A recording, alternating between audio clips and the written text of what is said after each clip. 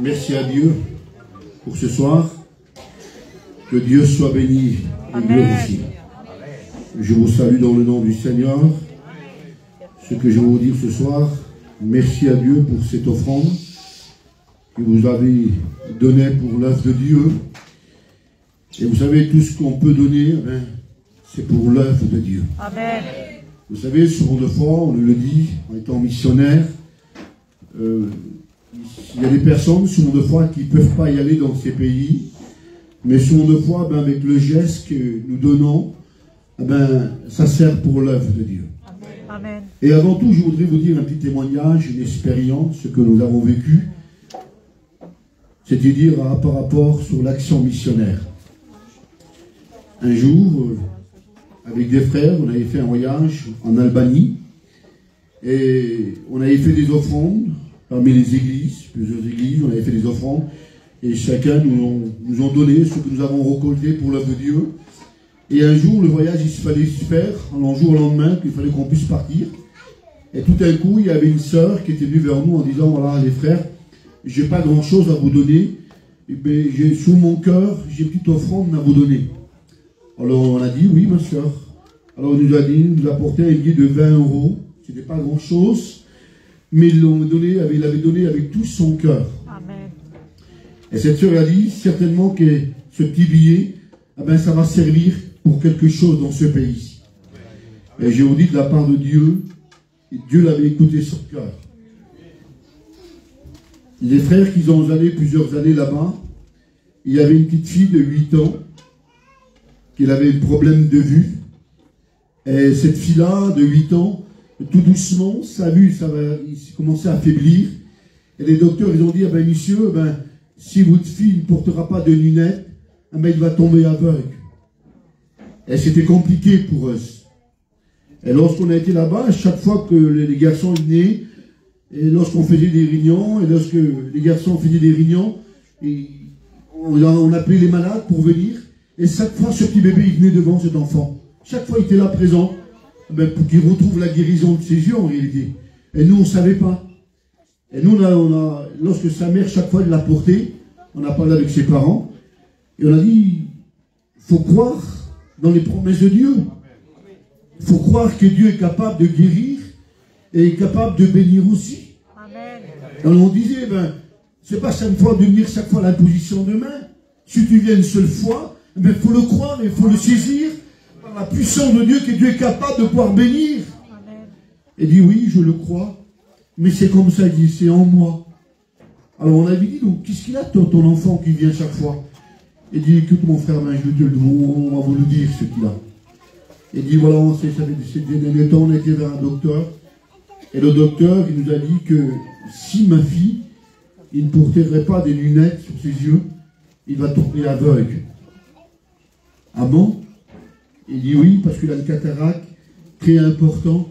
Et cet enfant, il dit certainement que si on ne fera pas quelque chose, il va tomber aveugle.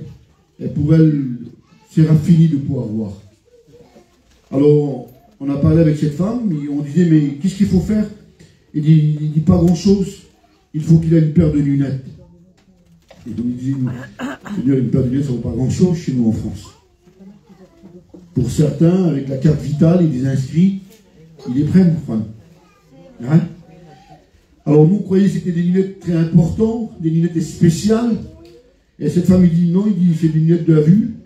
Et mon neveu commence à parler, il dit, combien ça coûte ces lunettes-là? Il dit, écoute, ça coûte que 20 €. Amen. 20 €. Vous savez, lorsqu'on voit quelqu'un dans le besoin, beaucoup de soit Rome, Tritano ou Manouche, par rapport aux choses de Dieu, nous avons un cœur, mes frères et sœurs. Amen. Amen. Je vous dis, de la peur de Dieu, on a un cœur. Et ce jour-là, il y avait un garçon qui dit, si c'est pour ça, moi je le paye, moi les 20 €. Il n'y a pas besoin de faire une offrande. Et là, mon neveu dit, écoutez les frères, avant de partir, il y avait une sœur qui était venue vers moi, il m'a donné 20 €. Et cette femme avait dit que ces 20 €, il y aura une direction pour ces 20 euros. Amen. Alors on va laisser faire Dieu, mes frères. Amen. On prendra ces 20 euros que la femme m'a donnés et on va y aller ensemble vers ce docteur et on achètera ce qu'il faudra acheter. Et là, bien sûr, ils ont acheté une paire de lunettes et je vous dis de la part de Dieu, aujourd'hui, il ne vient plus devant quand on fait des appels. Amen. Amen. Il vient avec sa Bible, il lit couramment sa Bible. Il n'a plus besoin d'aller au docteur avec les lunettes qui ont là, qui porte aujourd'hui, il lit sa Bible couramment vraiment bien. Amen. Et le docteur il dit maintenant, tout doucement, sa vue commence à reprendre. Amen. Certainement qu'avec l'âge qu'il aura, il n'aura plus besoin même de porter des lunettes. Ça, c'est les docteurs ce que disent. Mais nous, on sait qu'on a un Dieu vivant qui peut changer tout. Et vous savez, des témoignages comme ça, on peut reciter beaucoup. Alors, je vous dis de la part de Dieu, c'est vrai que je remercie l'Église de Dieu pour cette offrande qu'il vous a donnée. Vous savez, la mission Rome qu'on est, je parle de la mission, c'est-à-dire que, comme la mission des frères Juan, la mission qu'il y a avec le comité espagnol, et vous savez qu'il y a un comité Rome, il y a un comité Manouche, et vous savez, on a un trésorier missionnaire, et je vous dis de la part de Dieu, les sous, ils sont comptés. Et je vous dis de la part de Dieu, on ne les prend pas de les mettre dans nos poches, de faire un voyage. Cet argent, ça sert pour l'œuvre de Dieu. Amen. Centime près et compté, mon frère. Je vous dis devant Dieu, mes frères et sœurs, c'est un centime près et compté pour ce pays que nous allons pour l'œuvre de Dieu. Alors je vous dis merci à tous ceux qui ont donné, à tous ceux qui n'ont pas pu donner, nous avons besoin de vos prières. Amen. Nous avons besoin de votre aide. Ça fait pas longtemps qu'on vient de venir, ça fait à peu près 3 semaines, 1 mois et demi à peu près qu'on vient. Et je dis de la part de Dieu, lorsqu'on a été la dernière fois, le dernier voyage, c'était compliqué. Il y a un garçon, lorsqu'on a fait ce voyage, il a tombé malade, il a pris le Covid. Et on était obligé d'être confiné 14 jours. Mais comprenez bien, on n'a pas resté 14 jours. On a loué une voiture de la Serbie, on est venu en France, ça nous a coûté une fortune. La mission nous a payé.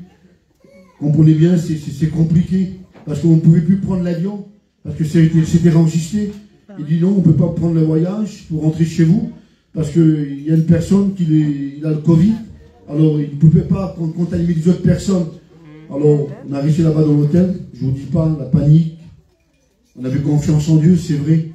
Mais vous savez, lorsqu'on se trouve à 3000 km de chez nous, c'est compliqué. Les docteurs, c'est pas pareil. Les hôpitaux, c'est pas pareil. Et moi, j'ai dit aux garçons, écoutez, moi, si je prends le Covid, je préfère rester dans l'hôtel. Je ne vais pas à l'hôpital. J'ai trop peur. La dernière fois, je me rappelle, lorsque j'ai pris ce Covid, par la peur, j'ai pris le Covid, et entre-temps, j'ai rentré à l'hôpital. C'était très compliqué. J'ai trop peur. Mais vous savez, on sait que Dieu est avec nous. Amen. On a confiance en Dieu. Amen. Alors, sur les biens, on va prier le Seigneur ensemble. On va présenter ce pays. Parce que par rapport à ce pays, à la Serbie, il y a un garçon qui nous a appelé de partir aussi entre-temps. Entre ce voyage, on doit partir aussi en Macédoine. Il y a à peu près 300 km de là-bas, de la Serbie. On doit passer des frontières aussi. Parce qu'il y a un garçon il veut travailler avec nous. Alors on veut aller là-bas aussi parce qu'il y a une œuvre aussi qui se prépare par rapport au niveau d'évangélisation pour l'œuvre de Dieu. Et vous comprenez bien, lorsque le Seigneur met ce désir dans notre cœur, vous savez, je vous le dis de la part de Dieu. Moi, ça fait plus de 20 ans que je tiens l'église sur Marseille et Marignane. Vous comprenez bien, je suis content d'être avec mes petits-enfants. Je suis content d'être avec mes enfants, avec ma femme, avec ma famille. Mais vous savez, sur une fois, Dieu met ce désir dans notre cœur, que ça ne vient pas de nous, mes frères et sœurs. Je vous dis de la part de Dieu, sur une fois, la première fois, lorsqu'on a été, il y avait un homme, il a pris un marteau, il voulait nous taper dessus, parce qu'il ne voulait pas que l'évangile soit prêché dans ce village. Et aujourd'hui, que dans ce village, que cet homme-là qui ne voulait pas, le Seigneur a permis qu'aujourd'hui, il y a 2 églises qui sont ouvertes. Et ça ne vient pas de nous. Ça ne vient pas de la volonté d'un homme. Merci, malgré que nous avons été dans ces pays. Mais il faut bien comprendre aussi qu'il y a l'action du Saint-Esprit qui est à l'œuvre, que Dieu accompagne ses serviteurs, pas dit de prodige, j'ai pas dit de miracle, c'est la parole de Dieu qui nous le dit. Il y a des personnes ils ont même été en prison. Il y a un homme de chez nous, il a pris des coups par rapport à l'évangile. Aujourd'hui, de la part de Dieu, aujourd'hui, ce frère est parti auprès du Seigneur, mais je vous dis, de la part de Dieu, il a pris des coups, il était enfermé par rapport à l'évangile. Parce que c'est des pays orthodoxes, c'est des pays musulmans, ils ont leur Dieu, ils sont appris comme ça. Et tout d'un coup, il y a des Roms de France, ni connu, ni vient, on parle de Dieu, et c'est compliqué. Je remercie qu'il y a l'Esprit de Dieu, que le Saint-Esprit convainque leur cœur. Amen. Alors, je vous dis de la part de Dieu, merci pour cette offrande, mais ce que j'aurais besoin de vous, c'est de vos prières. Amen. Que Dieu nous garde dans ces pays. Amen. Je voulais bien, on va prier le Seigneur ensemble, alléluia, et je demanderai à mon frère Juan qu'il puisse le faire, à nous présenter devant Dieu, que puisse le Seigneur puisse nous bénir dans ces pays. Alléluia. Oui, Seigneur. Toi, il est toute la gloire. Cette offrande et nos prières partent avec nos frères, mon Sauveur. Et c'est très bien, Seigneur, que c'est difficile, et c'est vrai qu'il est difficile de prêcher la parole comme ça. Seigneur, je te supplie de garder tes serviteurs en vie pour le voyage, même lorsqu'ils seront là-bas. Que ta main soit sur eux, mon Sauveur. Que le Saint-Esprit, Seigneur, travaille avec eux. Amen. Et que des âmes puissent se convertir davantage aujourd'hui. Je bénis ton Merci, nom, Seigneur, parce que Seigneur. je sais que tu les gardes et tu les accompagnes. Au nom du Seigneur Jésus-Christ. Merci, Jésus. Amen. Voilà, que Dieu soit béni. Amen. Merci à Dieu pour ce soir. Merci pour cette réunion. Je pense que à travers la parole de Dieu, le Seigneur est celui qui parle à nos cœurs, à nos vies. Et lorsque j'étais chez moi cet après-midi, en train de méditer la parole de Dieu, et je vous dis de la part de Dieu, je disais à Juan, si c'est pour faire un culte, il n'y a pas de problème, je le fais. De faire une réunion d'exhortation, je le fais. Mais dans le temps qu'on y va dans ces pays, alors nous sommes habitués à évangéliser. Je ne sais pas si le Seigneur change les ministères, mais ça, on lui fait confiance. Mais ce soir, j'ai un petit mot de Dieu, un mot de Dieu sur mon cœur. Et je pense que ce soir, il y a pas mal de chrétiens ce soir, et je le sais. Le Seigneur nous appelle à quelque chose, mes frères et sœurs. Dieu nous appelle à grandir dans l'œuvre de Dieu. Amen. Et si aujourd'hui, que dans notre vie, on le ressent, si aujourd'hui, il ressemblerait que dans notre cœur, il y aurait quelque chose qui s'est passé, c'est par rapport au évangile, s'il y avait quelque chose dans notre cœur, ça l'a diminué dans notre vie, dans notre foi, c'est à ce moment-là qu'on doit se poser des questions. Parce que ce n'est pas normal qu'aujourd'hui, dans le temps qu'on vit, dans le temps que nous passons, ce que nous voyons autour de nous, ce qui se passe aujourd'hui avec cette guerre dans ces pays, et il ressemblerait que sur deux fois, on dit, mais Seigneur, c'est des signes que la parole de Dieu nous fait montrer. C'est des signes que le Seigneur dit, il doit venir chercher son Église. Et aujourd'hui, nous, l'Église de Dieu, on ne va pas être surpris par ces choses. Parce qu'en réalité, on sait ce que la parole de Dieu nous dit. On sait ce que nos serviteurs, nous enseignons, nous enseignent la parole de Dieu.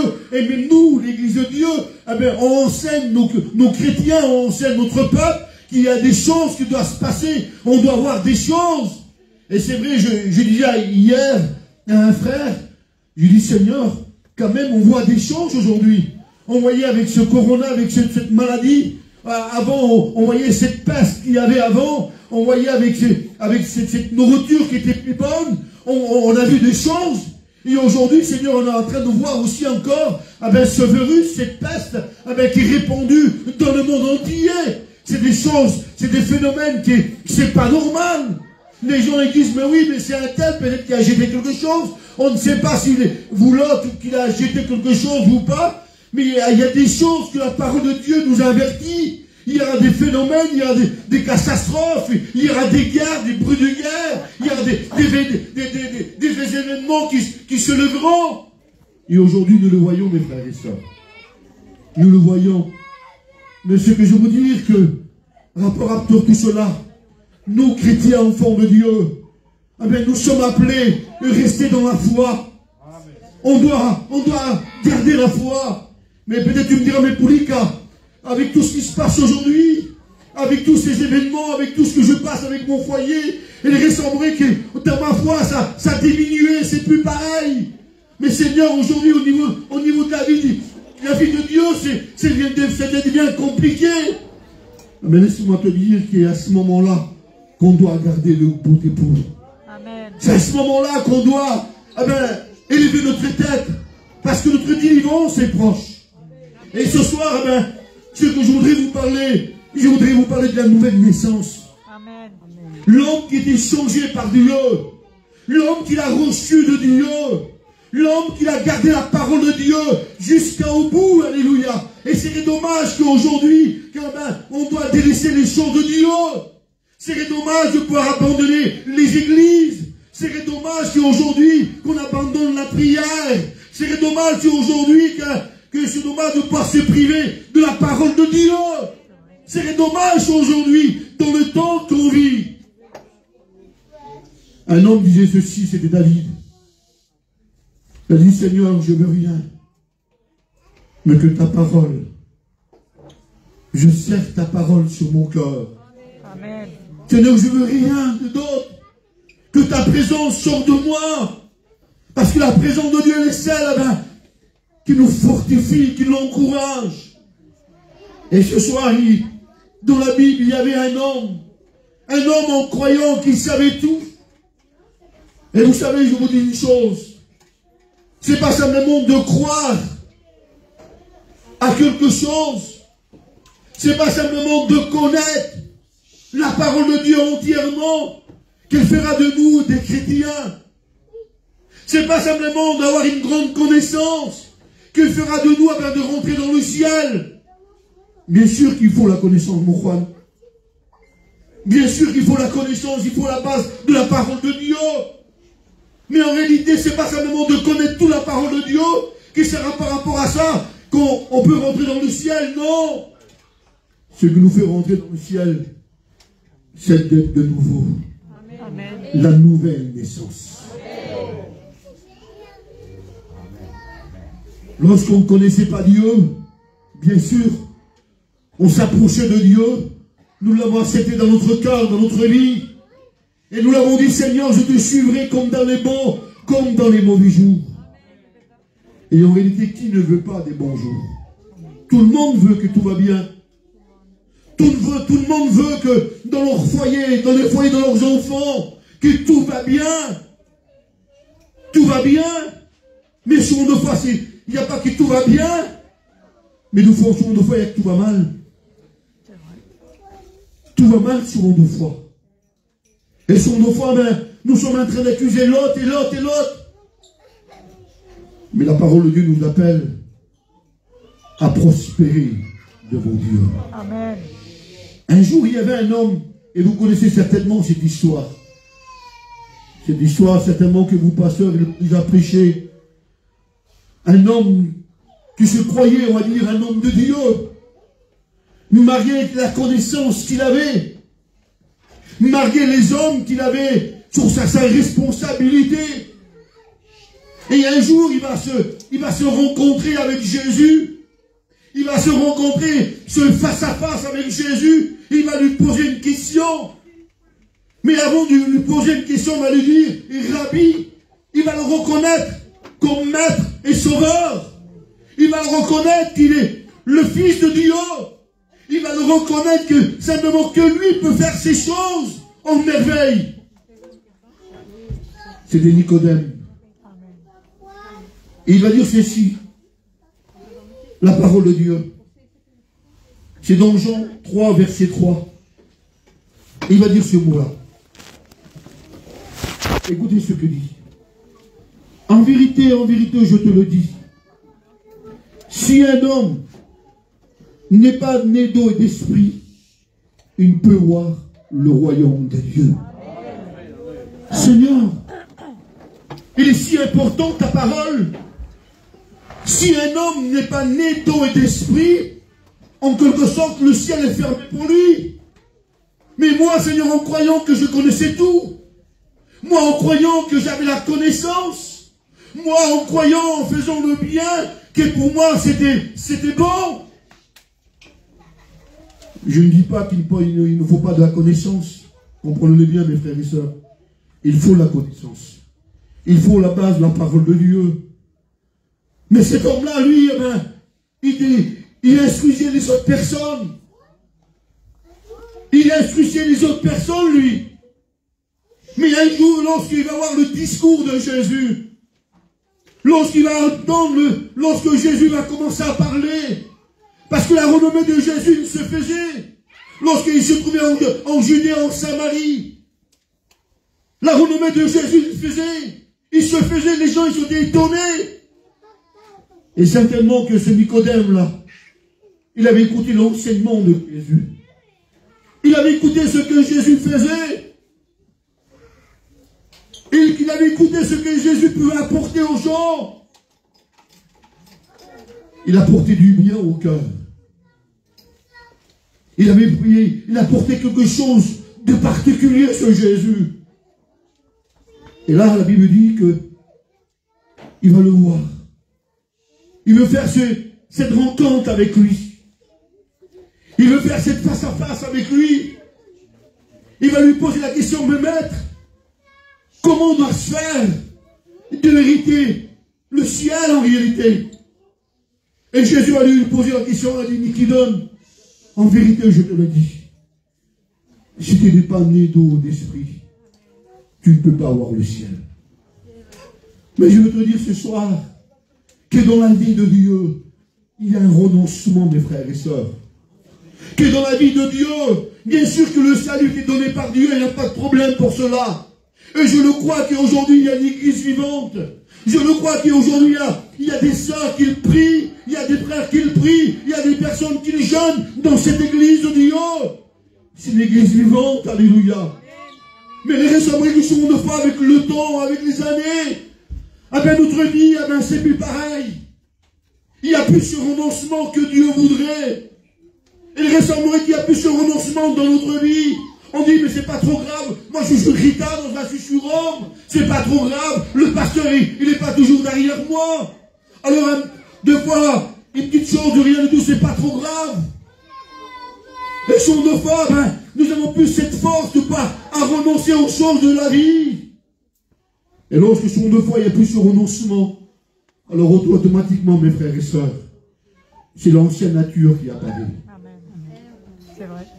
Lorsqu'il n'y a plus ce renoncement de cette vie spirituelle, lorsqu'il n'y a plus la prière, lorsqu'il n'y a plus cette mise à part, lorsqu'il n'y a plus cette consacration, lorsqu'il n'y a plus ce jeûne dans notre cœur, alors quelque part on devient négligent dans notre vie. Et lorsqu'on devient négligent, alors automatiquement, ah ben c'est le charnel qui apparaît. On n'est plus pareil. On voit différent. Je vous dis une chose, mes frères et sœurs. Lorsqu'une personne ne vit plus la vie de Dieu, aucune personne n'est plus bon pour lui. Ah, ça c'est la vérité. Plus personne n'est bon. Même le pasteur, même les chrétiens, même le diacre, toute l'église, plus personne n'intéresse. Quand on devient charnel, quand il n'y a plus une vie de renoncement, quand il n'y a plus une vie de consacration. Pourquoi, Seigneur? Parce que souvent de fois, il y a des choses qu'on laisse rentrer dans notre cœur. Il y a des choses souvent de fois dans notre vie, on dit, mais c'est pas trop grave ça. C'est pas trop grave, ben, c'est une fois dans un temps. On dit, mais c'est pas trop grave. Mais souvent de fois, on laisse les choses rentrer dans notre cœur. Vous savez, l'autre jour, j'étais dans un pays, je crois, c'est la semaine dernière, et je disais ceci, parce qu'il y avait un homme qui disait ceci. Il disait que, vous savez, le péché, il est si petit. Au premier départ, il est si petit, il n'est pas grand. On ne lui donne pas trop la valeur. On dit, mais c'est pas trop grave. C'est petit, c'est pas grand chose. Et ce frère, il disait dans son témoignage, et lorsque, il y avait cette chose dans mon cœur, c'est lorsque j'ai passé la porte de la caravane, ou la porte de la maison, c'était facile de rentrer. Parce que c'était si petit, Fran. Mais avec le temps, avec les mois, avec les semaines, amen, il ressemblerait que nous l'avons nourri avec des choses. Et lorsque nous l'avons nourri, amen, il a pris de l'ampleur. C'était plus pareil. Et là, ben, pour ressortir ce péché-là, il disait, mais il fallait qu'on coupe le panneau de la caravane pour qu'il sorte. Parce qu'au premier début, la rentrée par la porte, c'était facile, c'était petit, c'était pas grand-chose. Lorsqu'il n'y avait plus ce renoncement, ben, c'était pas grand-chose, ben, il a passé par la porte. Mais pour le faire sortir, il disait, c'était plus pareil. C'était dur. J'essayais de pouvoir passer par la porte, mais ça passait plus. Parce que c'était trop large, c'était trop grand. C'était dur. Il disait, il fallait couper le cadrement de la porte de la caravane. C'était un symbole qu'il disait lui. Il avait pris une image comme ça. Il disait, c'était pas pareil, c'était dur. Et laisse-moi vous dire, mes frères et sœurs, question de fois lorsqu'on néglige certaines choses de la parole de Dieu, lorsque nous avons plus cette prière, lorsqu'il n'y a plus cette communion avec les frères et sœurs, lorsqu'il n'y a plus cette lecture ensemble, lorsqu'on médite la parole de Dieu, lorsqu'on dit, mais bon, c'est pas trop grave, je lirai demain la parole. Oh, j'irai demain, peut-être demain à l'église, parce qu'aujourd'hui je suis fatigué. Parce que nos ritanes vous Rome, on se trouve toujours quelque chose, un prétexte de ne pas venir. Ou peut-être la petite était malade, ou le petit était malade. Ou j'étais fatigué, ou peut-être je suis venu un peu trop tard du travail. On se trouve toujours quelque chose. Mais lorsqu'il s'agit pour nous, si on a un rendez-vous avec un gadjo qui peut nous donner du travail pour 2-3 000 euros, ben toute la nuit on ne dort pas. Il ne faut pas que je loupe ce rendez-vous. Il ne faut pas que je loupe ce rendez-vous. Parce que j'ai rendu rendez-vous avec un gadjo et il me donnera plein de travail à faire. Et si je louperai ce rendez-vous-là, après il sera fini. Il y aura quelqu'un d'autre qui va le prendre. Et là, certainement que même toute la nuit, on ne dort pas. On met le réveil. Lorsqu'il s'agit pour nous. Et lorsqu'il s'agit sur une fois pour l'œuvre de Dieu, ben c'est difficile. C'est dur. Parce que Dieu nous rappelle, mes frères et sœurs, à renoncer aux choses de ce monde. Enlevons ce qui nous empêche de grandir dans l'œuvre de Dieu. Laissez-moi vous dire, parce que si une femme ou un homme qui est chrétien, qui vient au Rignon, et s'il s'arrête là, c'est bien. Il fera plaisir simplement qu'au pasteur. Mais je le crois, mon église de Dieu. Moi, je crois que dans cette église, il y a des femmes de Dieu, des hommes de Dieu royaux, qui veulent s'engager dans l'œuvre de Dieu. Il veut progresser dans l'œuvre de Dieu. Et ça, c'est votre désir dans votre cœur. Ça, c'est votre désir de votre foi, de dire, Seigneur, ben, je veux grandir avec toi, je veux prospérer avec toi, je voudrais voir des miracles, Seigneur, je veux voir des prodiges, Seigneur, je veux voir, Seigneur, que ma famille ben, se convertisse, Seigneur. Oui, mais d'abord renonce. Renonce aux choses, ce que tu aimes. Parce que souvent de fois, ben, les choses que nous aimons, ben, on veut le garder ça, parce que j'aime, j'apprécie. Mais oui, mais ça, j'aime pas. Ah ben ça, on veut le garder. Et ça, souvent de fois, ça prend la place dans notre cœur. Jésus a dit un jour à un homme, faites-moi de la place dans votre cœur. Que je puisse m'établir tout entièrement. Oui, on ne doit pas laisser des choses dans ce monde, mes frères et sœurs, envahir notre cœur, envahir notre vie, de pouvoir freiner l'œuvre de Dieu. Je disais l'autre jour à mon église, et je voyais, j'ai dit, Seigneur, combien de personnes manquent aujourd'hui dans l'église? Combien de personnes qui ne sont plus là? Combien de personnes qu'aujourd'hui, le diable les a aveuglés? Combien le diable aujourd'hui les a séduits par des choses? Au premier début, c'était des choses infiniment. Il n'y avait pas de valeur, c'était pas grand chose. Mais tellement qu'ils ont laissé séduire, alors automatiquement, et tout doucement, sans s'en rendre compte, sur mon foi. Vous savez, je disais l'autre jour ça. Aujourd'hui, notre peuple, moi je parle de mon peuple, il n'y a plus besoin d'y aller dans le monde, sortir dans les boîtes de nuit, faire la fête. Non, c'est fini ça. Parce qu'ils ont peur de gager. Parce que Marseille, c'est chaud. Mais, vous savez, aujourd'hui, ils ont pris l'habitude. C'est plus nous qu'on y va dans le monde. Mais souvent de fois, on laisse rentrer des choses dans le monde, dans nos cœurs. On laisse rentrer des choses dans nos foyers, dans nos maisons. Alors on ose de plus aller au centre-ville parce qu'on a peur. On a peur des gadiers, on a peur de tout le monde. Alors, qu'est-ce qu'on fait? On laisse rentrer des choses dans notre cœur, dans notre vie. C'est facile. Et je dis, Seigneur, combien de personnes il manque dans l'église? Seigneur, tu ne vois pas comment le diable les a aveuglés. Et pourtant, dans les temps de la fin, je vous dis de la part de Dieu, dans les temps de la fin, il fallait que Juan met plus des chaises. Parce qu'on sait que le Seigneur revient bientôt. Et même les gens de dehors, ceux qui ne connaissent pas Dieu, ils savent qu'il y a quelque chose qui n'est pas normal. Ils savent qu'il y a des choses qui se passent, que ce n'est pas normal. C'est des choses que nous n'avons jamais vécues. Le monde, il vit sous la crainte. Le monde vit sous la crainte. Les gens qui ne connaissent pas Dieu, ils ont dit, qu'est-ce qui se passera demain pour nos enfants? Ils s'inquiètent de lendemain pour leurs enfants. Mais nous, on le sait, mes frères et sœurs, lorsque ces choses arrivent, on sait que le Seigneur vient chercher son Église. Et nous, Église de Dieu vivante, alléluia, nous, l'Église de Dieu, on doit être prêts à cette rencontre de Dieu. Mais pour cela, il faut que notre cœur soit pur. Amen. Il faut que notre cœur soit vrai devant Dieu. Parce que la Bible dit, ceux qui ont le cœur pur, ils verront Dieu. Amen. Seigneur, comment avoir un cœur pur? Comment faire d'avoir un cœur pur? Oui, la parole de Dieu nous dit ceci. Écoutez la parole de Dieu, j'ai marqué ceci. Jésus n'est pas mort uniquement à la croix du calvaire pour pardonner vos péchés. La Bible dit pour nous sanctifier, pour nous purifier et pour nous laver. Alléluia. Oui, l'Église de Dieu, on était lavé par le sang de l'agneau. On était purifié par le sang de l'agneau. Alléluia. La Bible dit que nous ne pardonnons plus à nous-mêmes. Nous ne pardonnons plus à nous-mêmes. Nous pardonnons à Dieu. Et nous n'avons plus le droit de goûter à ce monde.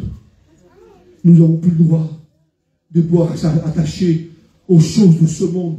Ce qui nous plaise, ce qui nous attire. C'est des choses qui nous font mal, qui nous éloignent de la maison de Dieu. Les gens de fond disent, mais Seigneur, pourquoi je ne ressens plus la présence de Dieu? Pourquoi Seigneur, je ne parle plus en monde? Pourquoi Seigneur, je ne suis plus béni? Oui, parce que sur le fond, notre cœur est partagé. Et Dieu ne veut pas un cœur partagé. Amen. Dieu veut un cœur tout entier pour lui. Amen. Dieu veut ce soir, alléluia, que tu puisses renoncer aux choses de la vie. Renonce aux choses qui t'accablent. Renonce aux choses qui te tiennent sur le fois liées par des choses de la vie. Oui, renonce. Parce que le Seigneur revient bientôt. La Bible dit, et je voudrais terminer avec ceci.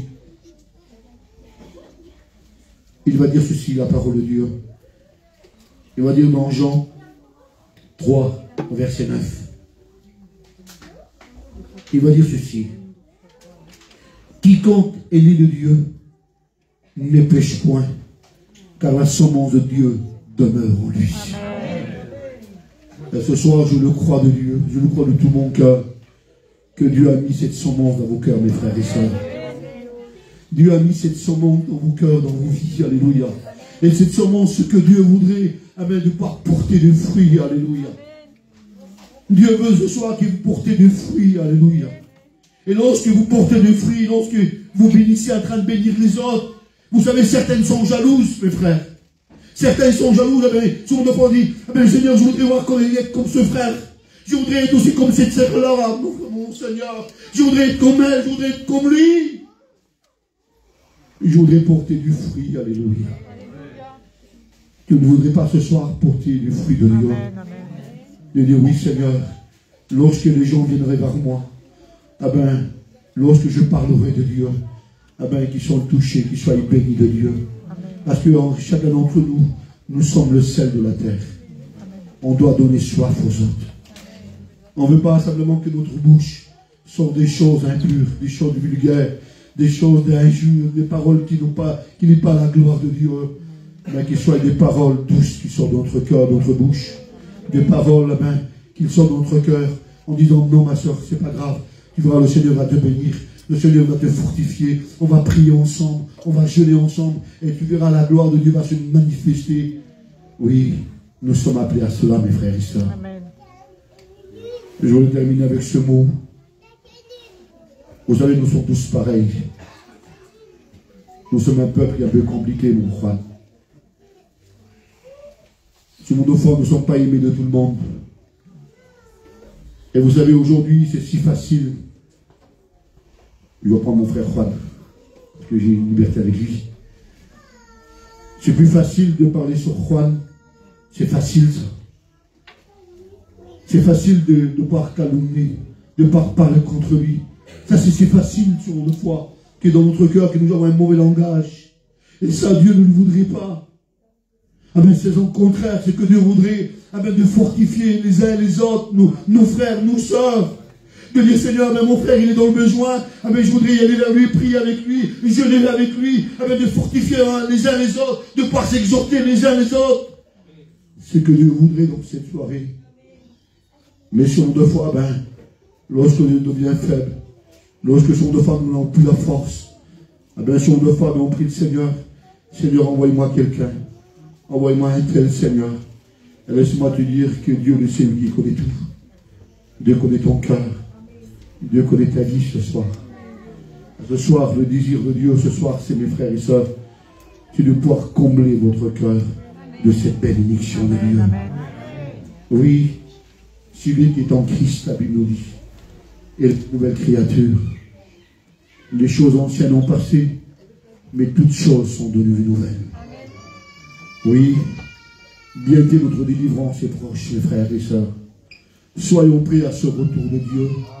Le désir de notre cœur, nous, pasteurs, vis-à-vis de notre peuple, ah ben, si c'était de nous-mêmes, ah ben, de vous prendre tous dans nos bras, et de partir ensemble avec le Seigneur.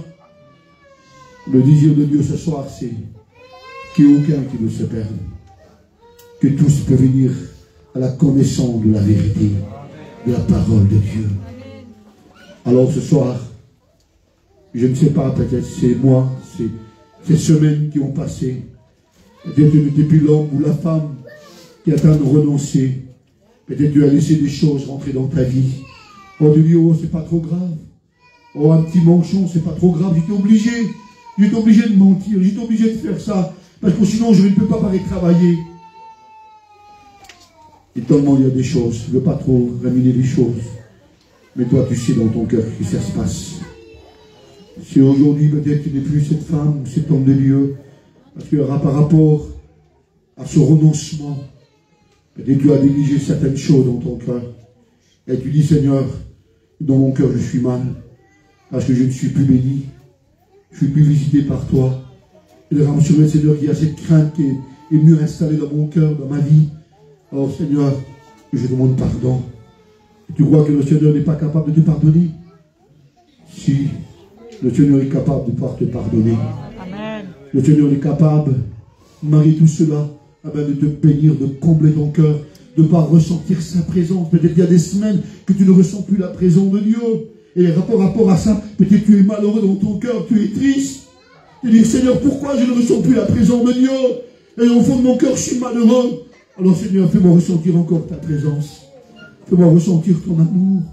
Fais-moi ressentir, Seigneur, ce feu qu'il y avait dans mon cœur, ce feu, le zèle de l'évangile, le zèle de ta parole, Seigneur. J'ai besoin encore de toi. Et tu crois que le Seigneur va dire non, non, non, c'est fini pour toi. Ça, c'est notre pensée, ça. Mais le Seigneur, il te dit, viens à moi. Venez à moi. Et d'aujourd'hui, tu es fatigué. Tu es fatigué par des choses de sa vie, de la vie. Alors moi, je veux te donner ce repos. Le repos de ton cœur, le repos de ton âme, le repos de ton cœur. Alléluia.